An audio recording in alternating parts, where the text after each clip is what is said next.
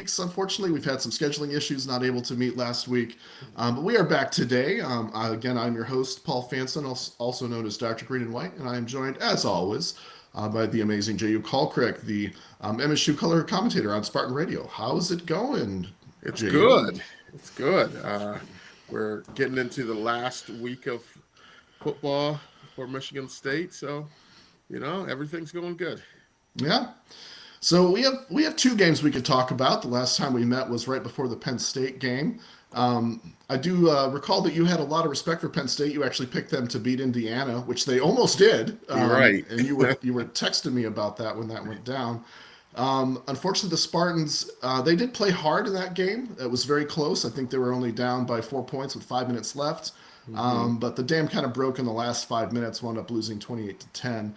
I know it's 2 weeks ago, but what are your thoughts or memories of that game against the Nittany Lions? Yeah, no, I thought the Spartans came out and they showed resolve. They battled, but unfortunately, and it'll go into conversations we have later on in the show today. Like we just didn't have we don't have the dudes that Mm, we can line up and go 4 quarters with these teams right now. When I say the dudes, we don't have the depth. mm, If an injury happens, the next guy up, it's a really big drop, mm, in some positions, and that's what we've seen, throughout this season. The good teams have the depth. When someone goes out, there's not a drop off, or if there is, it's not that noticeable. But mm. currently, right now at Michigan State, we don't have the depth. Yeah. No, that does make sense, and I think the Spartans, they got off to a great start. They had that 57-yard run from Tao Yeah, Toliver. They got on the board. I think the defense played really really well in that game. They just gave up I think 14 points in the first 8 possessions, several three and outs. Penn State only completed 8 passes. right. Um, so that was all good. But the rush defense. I know they were giving a lot of criticism to the rush defense on some of the recent broadcasts. Um, I know if they gave up 240 to Penn State, but I mean they have that guy Katron Allen. He's pretty good, Yeah, so maybe that's part of the yeah. problem. Penn State had But I two mean, do you really think good how? running backs. Did- Oh, wait. I said, I think we glitched there for a second, but I think we're yeah. back. No, Penn State had two really good running backs. Guys that Yeah. can really tote the ball. But they did. And it goes down to, again, if you go and you take a look at the first 3 quarters of Russian, like you got to take a look to see where those came in. Is when the Hmm. defense was tired, and I think offensively, the offense couldn't sustain drives, couldn't generate long times consuming drives, and what that did was to put the defense back on the field, a lot more than they wanted to be on the field. And when you do that, your defense gets tired out, and that's when you lose contain, you're out of position because guys try to do too much and try to do stuff that's not their job. Yeah, that makes sense. And I think you're right about the offense not really, they just didn't possess the ball enough. They only ran 49 plays in that game, which was by far a Right. season low. And eight of those plays were tackles for a loss. So it's just, it's tough. And, you know, the Spartans were doing okay. You did mention that some of those rushing yards came late. It really wasn't until that final big drive. Penn State had a 9-minute drive in the Yep. fourth quarter. Soaked up, well, say soaked up, 9 minutes, but I think they only passed the ball once out of 13 plays on that drive, and that Right. just wore them down. Yeah, exactly. And when you do that, and like I said, when your defense is tired, and when you don't have the depth, you can't rotate in the guys that can go in there and help sustain and get force them into long situations. Penn State was always ahead of schedule, Hmm. ahead of the sticks or on schedule, so it made play calling a lot easier. You could do a lot of different things with that. So that's part of the issue. Yeah. Now, when you talk about the lack of depth, the first position group that comes to mind for me is the offensive line. hmm Um, I think to start the season, they were rotating 7, 8, 9 guys, maybe not nine, at least 8 guys on that offensive line. And now they're basically down to five, maybe six. I think against Penn State, they had the same 5 guys out there every single play. and that Yeah, includes 2 redshirt freshmen. yeah, and even with this week, there was back-to-back weeks that they that's the first time that they started the same group of guys on the Hmm. offensive line. So getting that continuity with that offensive line, but injuries happen. You have some guys that's out for the year, some guys that big blow, and I think the stud of that offensive line, the MVP of that offensive line, is obviously the center Matt Gobin, Hmm. who's Pro Football Focus, the second best center in the country. Hmm. The best center in the country was the guy from Iowa who played last week. So, Hmm. yeah, so you got to give credit to Gobin, who has played every single snap, Yes. this season. Yep, I noticed that as well. Yeah, he's I think the only player, maybe on both sides of the ball, that's played every single snap, Yeah. and that's just being a warrior in there. So I guess as far as other highlights of the Penn State game, I mean, it was a really nice game for Tal Tolliver. I mean, not only did he have that opening run that scored, um, I think he had several, I think 8 catches if I remember. Yeah. Um, Yep. and yeah, him and Masunis. Masunis was the other kind of most productive player on the offense. Together they had, I think, 11 catches, 102 yards. Um, so at least there were some highlights there. I mean, we had some, there's a lot of good things that happened in that game. They just weren't quite able to finish it out. Right, exactly. No, I was happy for Tal Tolliver. I think the past 3 games, he's really come on. He's been that guy that, I think people expected to see the beginning of the year. And I think the guy that he expected to see at the beginning of the year. And, but, the past 3 games, he's really turned it on and turned it up and, been able to have success. And I'm happy for him because he's such a good kid. Hmm. And talk to him, and he said, like, when he came to Michigan State, obviously the expectation was to be the starter. When that didn't happen, he was third on the depth chart in the running back room, but he wouldn't change anything for that because Michigan State turned him into the person that he is today. And Michigan State took away from the distractions and things that he did before he came here. So that's a testament to Hmm. this environment, this coaching staff, and everything. Yeah, no, that's a great story. I wasn't aware of that. So yeah, he's definitely had a good last couple of weeks here. Well, I think we can. Did you have anything else you wanted to say about Penn State? Let's, No, let's okay, jump to. let's jump to Iowa then. Um, so of course you had a chance to go out and see that game live. I believe I did see on Twitter that you did the first end of the first quarter wave to Yeah, the Children's Hospital. What was that experience like? That's kind of a fairly new tradition, but a great one in the Big Ten. yeah, it's really cool, and I got to do it. So this time, the first time I did it, I was on the field Oh, as a sideline reporter oh, two right, years right, ago, and right, so right. that was cool from there, that perspective and that angle. But now this time doing it from the broadcast booth, it's still a cool tradition. It's it just puts things in life in perspective. Uh, you know, Down there, people are playing a game, and you know a couple hundred yards away, you got kids that are fighting for their lives, fighting, for an opportunity to play a game. So it puts things in perspective and make you really thankful for the opportunities that we have, day in and day out. Yeah. No, absolutely. Yeah, I've never actually been out to Iowa City, so that would be cool to see. I'll have to try to work that into the schedule one of these years. I haven't looked forward on the schedule to see if the Spartans are playing Iowa the next few years, but that would be a cool place to visit, definitely. Yeah, Kinnick Stadium is it's cool. It's about 69,000 that stadium seats, but it gets loud. Hmm. Yeah, it's been said it's one of the more intimidating environments in the Big Ten. I've heard maybe Yeah, top it, three it or definitely is. yeah. Well, once again, I think the storyline for the game at Iowa is that the defense that has struggled through much of the beginning of the year really played very, very well against the Hawkeyes. I mean, honestly, they gave up 3 points in the first 58 minutes of that game on Right, defense. And I looked up the Iowa's first 8 possessions going well into the third quarter. The longest drive was 27 yards. right. And I mean, Iowa was 1 for 10 on third down. Penn State was only 2 for 10 as well. So the defense has really made a lot of improvements. The defense did make a lot of improvement, but I'll go back to my previous statement. I think one of the reasons the defense was so successful is because the offense was clicking. The Mhm. offense had a real they were putting together really nice drives, and if you go to halftime, I think Michigan State dominated time of possession Yeah. and dominated numbers of plays. In the first half because the offense were staying ahead of schedule. They were mixing things up early in that first half.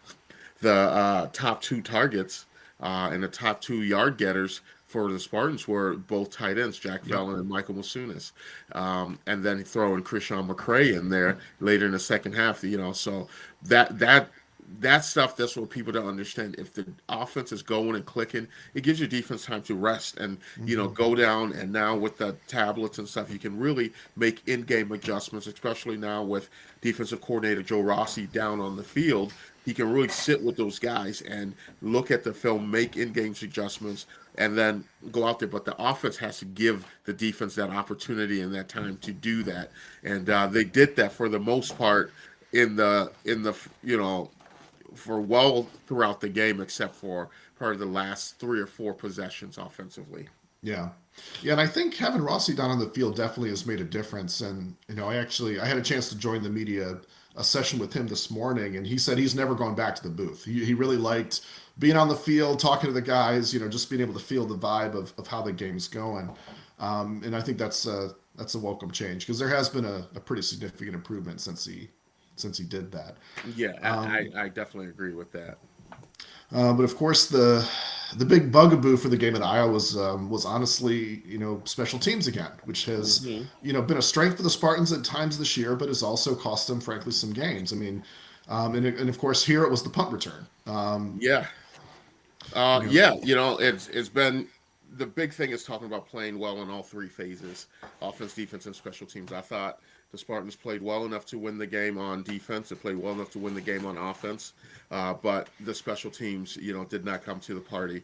You go back to Nebraska, you saw a couple of special team gaffes that yeah. happened there. You go back to the week before, Penn State, some special teams, the block punt, Mm, the leading to the block punt, the misalignment, getting the delay of game to lead to the block punt, and then this time, this kid, Weegan, he's dynamic going into the game. He had three returns for touchdowns already, and early on he returned one for a touchdown. Um, Michigan State try to be clever by doing the quarterback punts and all those things. But when you have a punter that's probably the best punter in the country, yeah. um, that's going to be an All-American punter, um, you can tell him to, hey, do some directional stuff, kick it away from this guy. I think the special teams gaff, and that goes on the coaches, and it goes on the players and execution as well too. Going down there, having your lane assignment, your lane integrity when you're on punt coverage, knowing where you're supposed to be, getting to the returner and breaking down, and not just running and having your weight and you're on your toes now, and then he can make a move and make you miss. But breaking down, watching his hips, then you can be able to make the tackle. So, in all folds, in all areas of special teams, I think everyone has a piece of the blame on that. Yeah, no, that makes sense. Now, we talked a little bit before about the injury situation of the team in general. Now, usually the special teams players are, kind of the, I don't want to say second string, but they're usually younger players. They don't necessarily get on some of the more, 11 on 11 offense versus defense plays. So is that rash of injuries that the Spartans had, is that just allowing for kids to get on the field that maybe aren't quite ready yet? Is that part of the problem, or is it just something else? Yeah, no, I think the good teams, their starters are playing special teams. Hmm. A lot of the good teams, you got guys that are linebackers that are running down there on special teams. If you want to play at the next level, you're going to have to play special teams. You got to look at a guy like Nate Carter from last year's running back at Michigan State. He made the Atlanta Falcons 53 because of special teams. Mm, So if you want to play at the next level, you have to be on special teams. And but I think to your point, the lack of depth. you can't afford to have guys going down there and possibly getting hurt because that drop off is so big right now. Okay, that makes some sense. Um, well, of course, you mentioned him earlier, but really kind of a breakout game for Krishan McCray. You had, I believe, you had predicted that he was going to have a breakout against Michigan.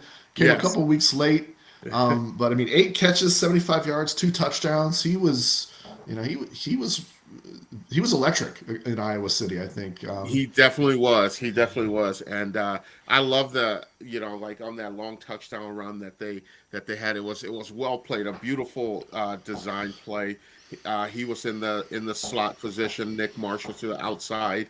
Um, they had the corner on him, and they put that corner in a bind really because they were going Mm, down and they ran what they call a scissors route, where mm, the inside guys goes around the outside. The outside guy goes in there, and it puts the corner in a bind. Who do you take? Do you ride with the guy going outside on the streak, or do you take the guy running the post inside?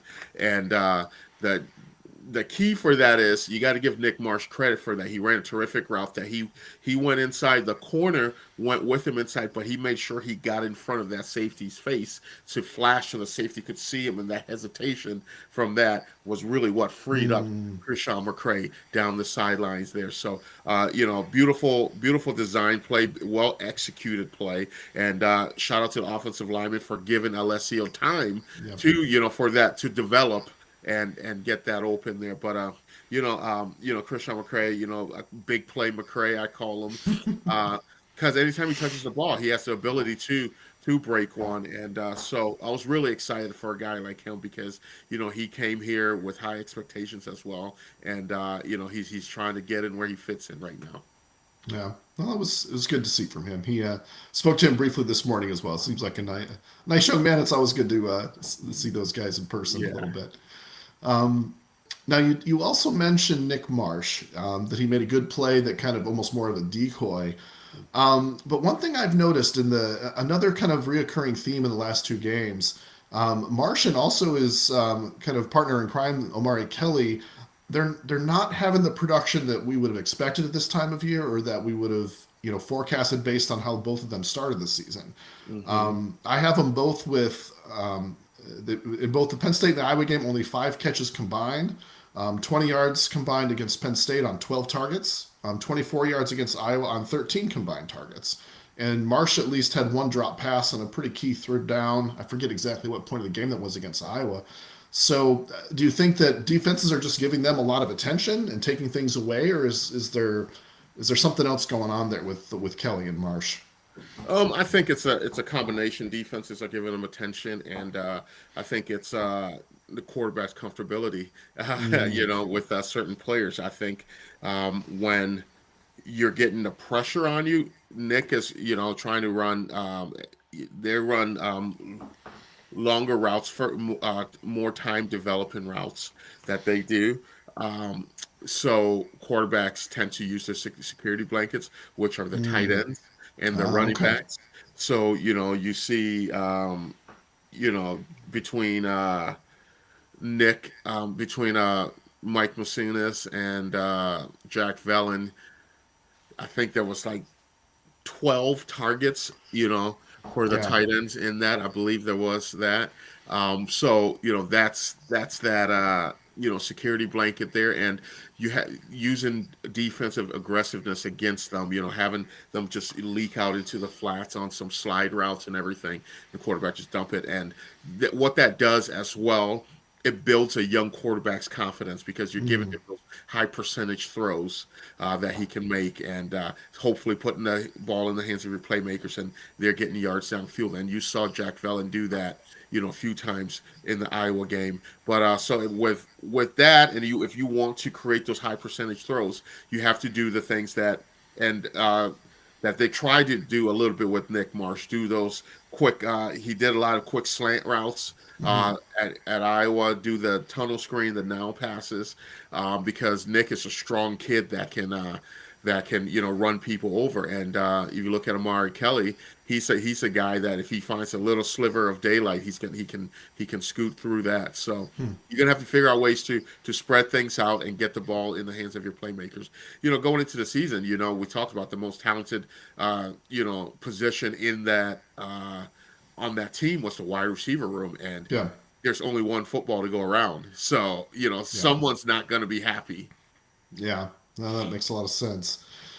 Um, well, I think we've hit the Iowa game pretty completely. Was there anything else you wanted to say about the game or your experience in Iowa City?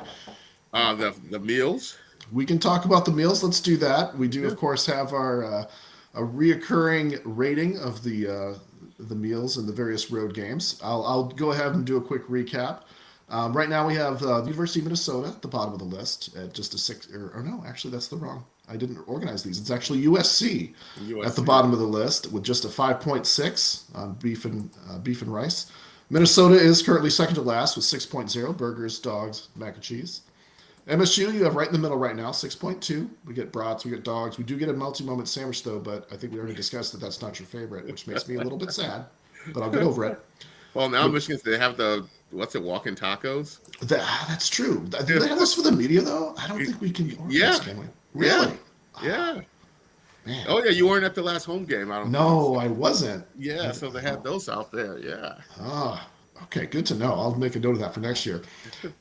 We do have Nebraska currently in second place, 6.4. In Indiana, you have them quite a bit of a cut above the rest at a 7.4.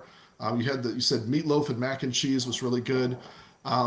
So what are your thoughts on Iowa? I know you texted me some photos, so I feel that you were impressed. But if you had to translate that into a numerical rating, Yeah. where do they fall? Iowa, they had a beautiful spread. They had a salad bar. They had turkey, gravy, hot dogs, mashed potatoes, everything. It was and because sometimes it's hit or miss. You get turkey, you put buffet style turkey out there. It's like is it Yeah. going to be dry? But it was not dry. It was really good, and they had great desserts out there. So Iowa right now is probably going to win. We'll judge Ford Fields uh, Okay, this that's this week, fair. this Okay. next week here, but it's going to be really tough to beat Iowa coming in at a 9.3. Ooh, wow. That's a tough score to beat. Oh my goodness. Okay. Well, that is good to know. Well, speaking of Ford Field, of course, the Spartans will travel to downtown Detroit, home of the Detroit Lions, for the final game of the season against the Maryland Terrapins. I've heard, I don't know if I've actually watched Maryland play at all so far this year. I know they have a good young quarterback. He's been labeled as electric. Their defense creates a lot of turnovers. You don't necessarily have the advantage of playing in the cold weather. It's going to be in a dome, so weather's not going to be a factor, which is sometimes weather helps. So what have you seen so far in Maryland, and what can Spartan fans expect? Yeah, I think they have a very active defense. They do a lot of things. A lot of they like to get pressure on the quarterback. They do a lot of disguising. So the communication is going to be huge for the offensive line and the running backs.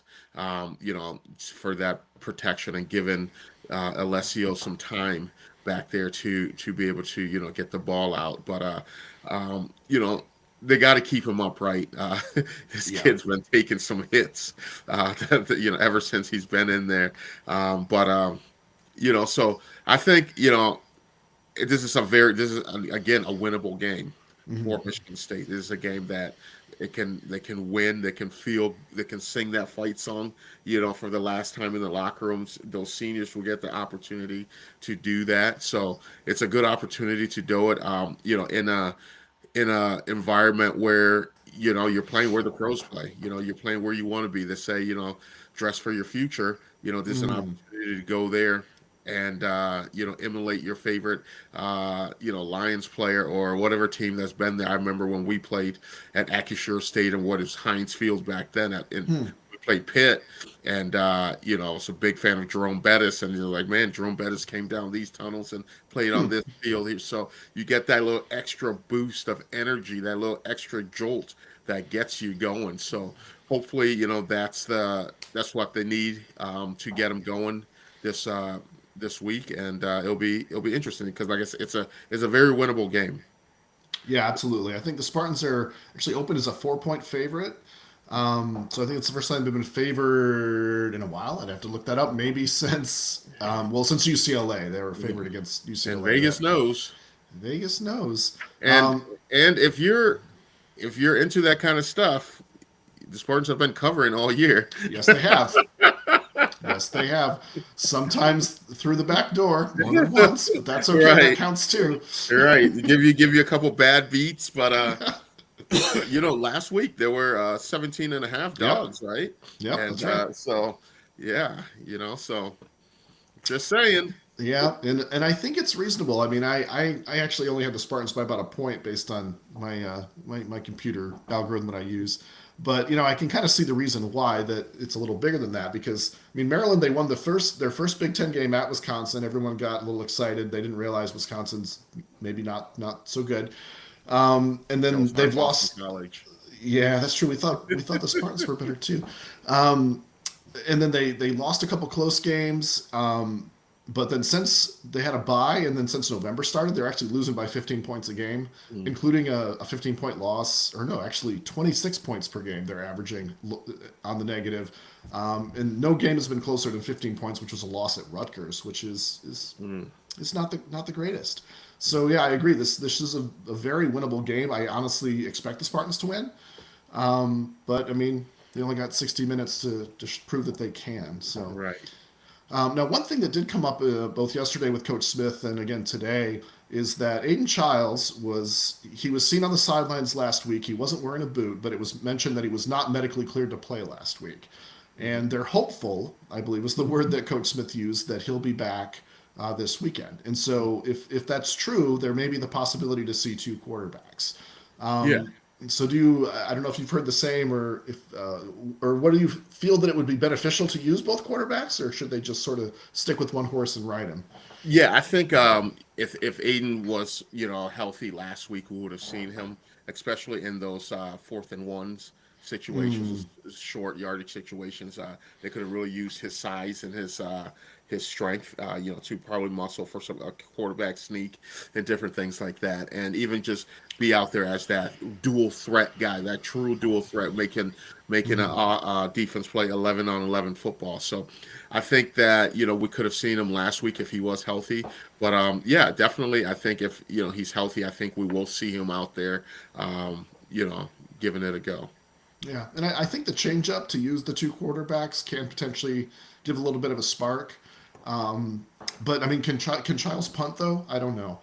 He did it once. He did the quick punt. Oh, did he really? I don't know. Yeah, he did it this year at know, home, I believe. I think it might have been Youngstown State or something. Okay. Yeah. I'd forgotten about that. I mean, situationally, that does kind of make sense. I mean, as you say, though, with the best punter in the country, maybe not, but yeah, maybe we'll see both quarterbacks punt. You never know. So anyway, so we got one more game. Of course, there will be no postseason for the Spartans. As I said, I do feel pretty good about this game, and I think a big part of that is, honestly, last week, one could argue that the Spartans didn't have much to play for. They were already eliminated from bowl contention, 17-point underdogs, in Iowa City on Senior Day. That team could have, kind of taken the field position and kind of given up, but the exact opposite happened. They came out, they played hard, they executed, they were in a position to win that game. And I mean, frankly, they played very hard against Penn State as well. And so and I think even in contrast to last year, I mean, they came in against Rutgers last year with a chance to get to a bowl game and they got blown out at home. Right. So, I would argue we are seeing progress. And that's, why I'm confident that they can win. But all of this really just spirals around kind of the big question on a lot of Spartans fans' mind, a lot of the chatter, which is the future of Coach Johnson Smith. We've had almost a full two years of data to see how he's done. Obviously, we haven't picked up as many wins in the win column as we would have hoped. And the fact is, he is 0-8 in Big Ten play so far this year, which is not great. So, I mean, there's definitely factions about what people think will happen or what should happen. It seems to come down to the decision of Jay Batt, and he's been, for better or for worse, very silent. We've already seen, several programs have fired their coach mid-season, some as far back as mid-September, and there's been other athletic directors that have come out and voiced support and said that our coach will be back. I mean, that happened at Wisconsin. It's also happened to our opponent this week, Maryland. Mm-hmm. So I guess what's your overall take on the situation? Not I'll just give the floor to you, Jehuu, to tell us what you think about Coach Smith and where we go Yeah, from here. yeah. I think you talk about the fact that you see the players, playing and not giving up and really fighting. I say that's a testament to what this coaching staff is, bringing, week in and week out to these guys, because even you can even go back to D'Antonio days, and there was a time when that 3-9 season, you could say you see a lot of people were making postseason plans, making plans for Christmas break and everything. But I don't see that here. You got guys like Jordan Hall, who's just that true leader, Alex Van Sumeren, all those guys that just fighters, want to continue to play week in and week out, and so I think it's a testament to that. But to answer the question, do I think Jonathan Smith will be back next year? Yes, I think he will be back next year. Okay. I am pretty confident. I feel like he will be back next year. Do I think he deserves to be back next year? I think this is where a lot of people will disagree with me on. I say yes. I think he deserves to be back next year. He's a hell of a coach. He's a hell of a developer of men. From talking to the players, and the question that I would ask, who do people think want to win more? Do they think like the players want to win more, or the fans want to win more? Obviously, you would say the players want to win more than the fans, because they're out there giving their body. They're risking injuries down the road, and every player saying they want to stick with Coach Smith.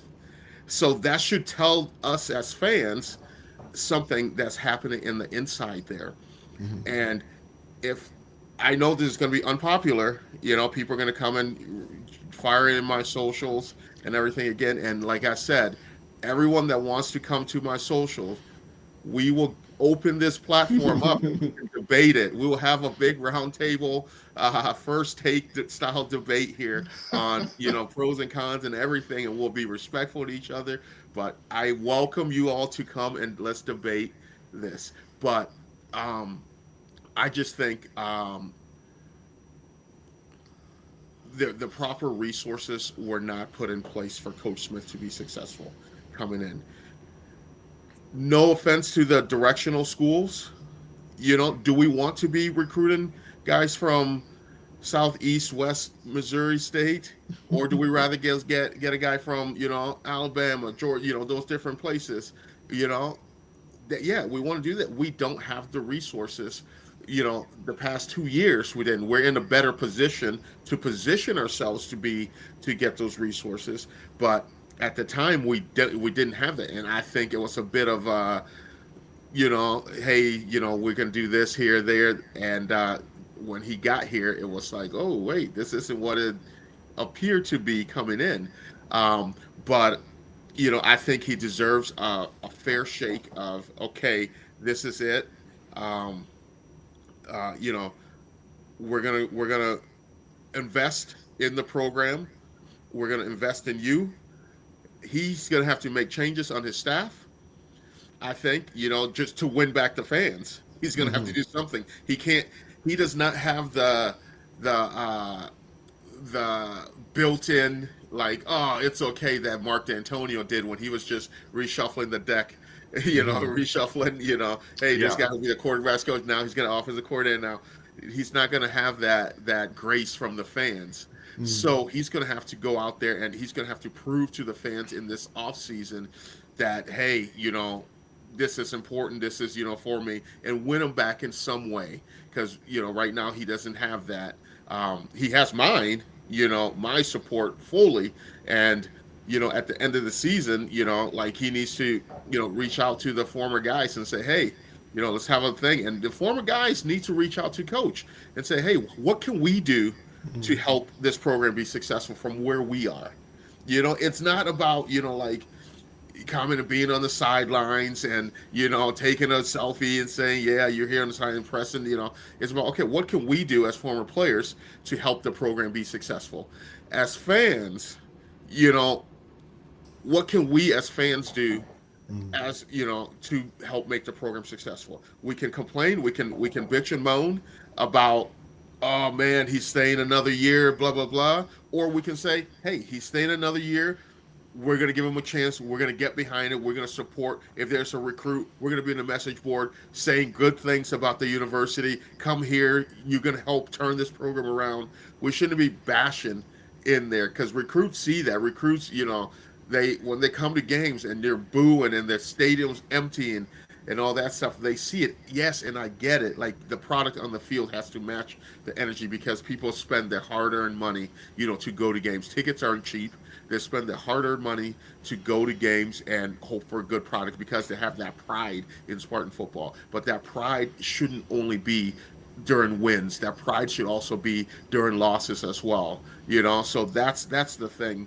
That I'm, really reaching out there, and, I will even have that conversation with Coach Smith and say, hey, Coach, what can I, as a former player, as, someone in the media, what can I do to help us as a program be successful? All of us do our part. And then if it doesn't work, then, hey, like, you can feel better. Like, hey, the resources, we need the resources, there. And we need to, be true Spartans. Yeah, no, very well said, Jehuu. I appreciate your perspective on this and your opinion. I'm right there with you, quite honestly. I think I was kind of, a little bit on the fence, but I mean, after the effort that I saw the last two games, I think that was a big, signal to me that things are actually moving in the right direction, even if the scoreboard doesn't necessarily show it. And, at the end of the day, I don't think 2 years is enough time to give a coach a fair shake. Especially when that coach was your plan A target when he was hired. Let's not forget that. It's not like we went to the plan C, plan D. Like, even the Mel Tucker hire was not the plan A. I mean, that was Luke Fickell, I believe. Right. So, and ultimately the fans that do push for a change at the top, my question is always, well, who are you going to get? Like, I think everyone's got that sort of, Signetti at Indiana thought that, oh, we just need to get that guy, or a guy like him. Who's the next Signetti? I mean, that's like saying that, it's theoretically possible to create an NFL all-pro team with guys that played in the MAC or in the G5. Right. But like you have like a 1 in 10 million chance to do that. So like, good luck. Yeah, it's possible. Right. Exactly. But do you feel lucky? I don't feel so lucky. They're going to get a guy that's better. So, again, if you don't have a plan.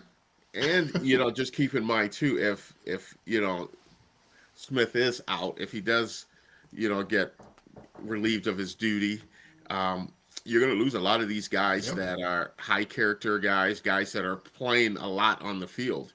You're going to lose them because these guys believe in Smith. They believe in guys on his staff. Yeah. So you might not see the Jordan Hall there next year if that was the case. I don't know anything from, I'm not speculating anything like that, but I'm speculating. Yes, I am, but I don't know any insider trading there, but, because, those are some of the things. And, so we just need that as fans, and we, go Saturday night, go to Ford Field, cheer the team, enjoy, do a date night in Detroit, enjoy, college football, see, hey, cheer the Spartans to, hey, let's get our first Big Ten win and end the season on a positive note. And then just let's get ready for the recruiting trail and to turn things around. Because the beauty of it now, that portal window, so there's only one. So you got to make hay while the sun shines. That's right. Well, that's actually what I'm doing. I've decided, actually, after the Iowa game, somewhat ironically, to go ahead and look at tickets for Ford Field. So we actually got some for the family. We're going to be down there on Saturday night. So that'll be fun. Yeah. But I guess, I think we've chatted here for almost 40 minutes now. I do have one more question for you. It's very important, which is, what are your plans for Thanksgiving, and what's your menu look like? Oh yeah. So I don't know what the menu's gonna be because I'm Oh, going to my cousin. He's hosting, and him and his wife, they're terrific cooks. So there'll be mm. probably three different kinds of turkey: a Oh regular wow. one, a smoked one, a deep fried one, mac and cheese, candied yams, all those, and so I'm just excited to just go. I don't have to cook anything. Just go. I am going to make my famous 7 Up cake and take it there. But 7 Up cake. Oh, yeah, okay. uh, but I will make that and take it there and just relax, watch football, be around because Thanksgiving is one of my favorite holidays Hmm. because it's about being around family and there's Yep. no extra about giving gifts or anything like that. It's just hanging out with family, eating good food, and just like that. So that's what I like about the holiday. And I got to get my turkey drumstick. I'm a drumstick guy. So Oh, that's good. Yeah, it's. I agree. Thanksgiving is a bit of an underrated holiday. I think, Mhm. there's this push that after Halloween is done, you just sort of skip directly to Christmas, and that always just makes me angry. Because Yeah, yeah, Thanksgiving's a great holiday. yeah. In our house, we're not allowed to put any Christmas stuff up till Yep. after Thanksgiving. Yep, I agree. I try to hold that line as well. Well, we're actually hosting Thanksgiving at our place this time for some family coming from out of town. I like to cook, so I'm gonna do a nice herb rub turkey.